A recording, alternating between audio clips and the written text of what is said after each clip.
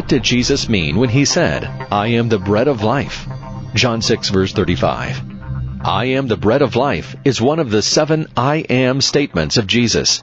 Jesus used the same phrase, I am, in 7 declarations about himself. In all 7, he combines I am with tremendous metaphors which express his saving relationship toward the world. All appear in the book of John.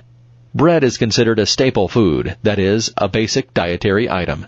A person can survive a long time on only bread and water. Bread is such a basic food item that it becomes synonymous for food in general.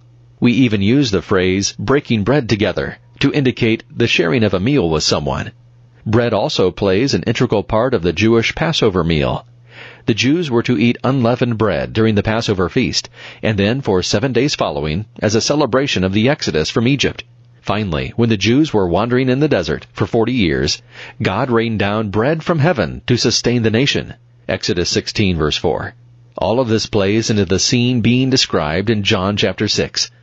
Jesus was trying to get away from the crowds to no avail. He had crossed the Sea of Galilee, and the crowd followed him. After some time, Jesus inquires of Philip how they're going to feed the crowd. Philip's answer displays his little faith when he says they don't have enough money to give each of them the smallest morsel of food.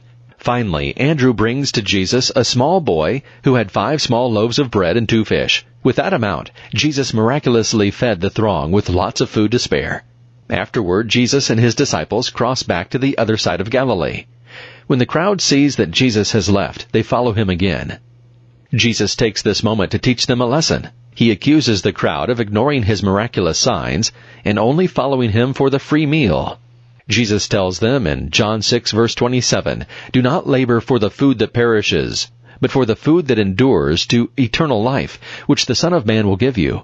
For on him God the Father has set his seal." In other words, they were so enthralled with the food, they were missing out on the fact that their Messiah had come. So the Jews asked Jesus for a sign that he was sent from God, as if the miraculous feeding and the walking across the water weren't enough. They tell Jesus that God gave them manna during the desert wandering. Jesus responds by telling them that they need to ask for the true bread from heaven that gives life. When they ask Jesus for this bread, Jesus startles them by saying, "I am the bread of life. Whoever comes to me shall not hunger, and whoever believes in me shall never thirst." This is a phenomenal statement. First, by equating himself with bread, Jesus is saying that he is essential for life. Second, the life Jesus is referring to is not physical life, but eternal life. Jesus is trying to get the Jews thinking off the physical realm and into the spiritual realm. He is contrasting what he brings as their Messiah with the bread he miraculously created the day before. That was physical bread that perishes. He is spiritual bread that brings eternal life. Third, and very important, Jesus is making another claim to deity. This statement is the first of the I am statements in John's Gospel. The phrase I am is the covenant name of God, Yahweh, revealed to Moses at the burning bush. The phrase speaks of self-sufficient existence, or what theologians refer to as aseity, which is an attribute only God possesses. It is also a phrase the Jews who were listening would have automatically understood as a claim to deity. Fourth, notice the words come and believe. This is an invitation for those listening to place their faith in Jesus as the Messiah and Son of God. This invitation to come is found throughout John's Gospel. Coming to Jesus involves making a choice to forsake the world and follow him. Believing in Jesus means placing our faith in him, that he is who he says he is, that he will do what he says he will do, and that he is the only one who can. Fifth, there are the words hunger and thirst. Again, it must be noted that Jesus isn't talking about alleviating physical hunger and thirst. The key is found in another statement Jesus made back in his Sermon on the Mount.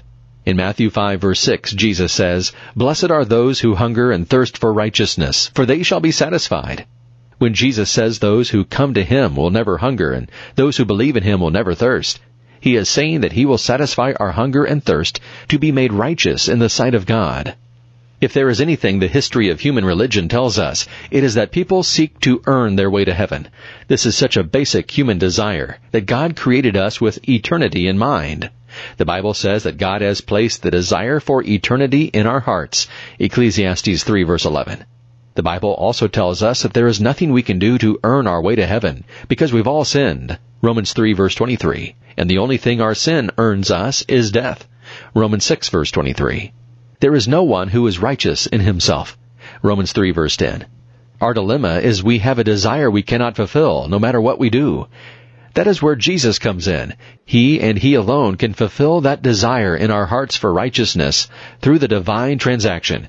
For our sake, He made Him to be sin who knew no sin, that in Him we might become the righteousness of God. 2 Corinthians 5 verse 21. When Christ died on the cross, He took the sins of mankind upon Himself and made atonement for them. When we place our faith in Him, our sins are imputed to Jesus, and His righteousness is imputed to us. Jesus satisfies our hunger and thirst for righteousness. He is our bread of life.